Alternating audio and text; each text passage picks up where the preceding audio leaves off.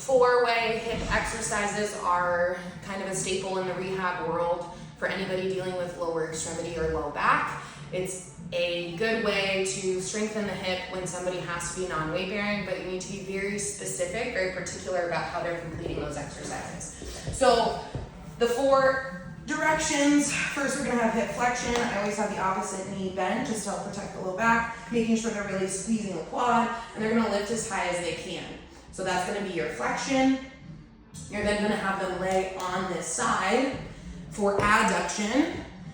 This leg can come to the ground, or if your hips are kind of wide, you're gonna place a bolster under the knee to make sure pelvis stays stacked. So you wanna stay nice and stacked in the pelvis. I like to flex the foot because it generates a little more tension through the lower leg, lifting that bottom leg up for adduction, okay?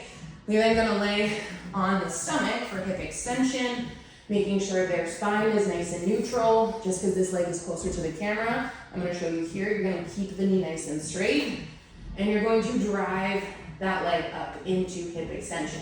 The biggest thing here is we don't want to see that pelvis rock forward, because then that means you're using a little bit more of the low back versus glute and hamstring to control the movement of that leg.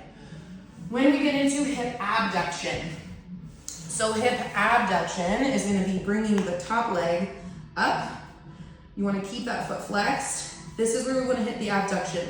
Often I see people rotate open with the toe. This is not going to work the glute med the way that we want.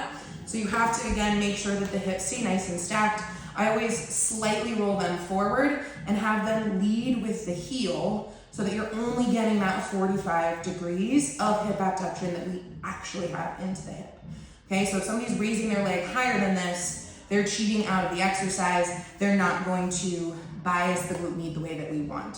So this is a great group of exercises for anybody who's non-weight bearing, or for anyone who's utilizing BFR. This is a great way to end a strength session to make sure that we are keeping the lumbopelvic area as strong as we need it to be for them to return to their sport.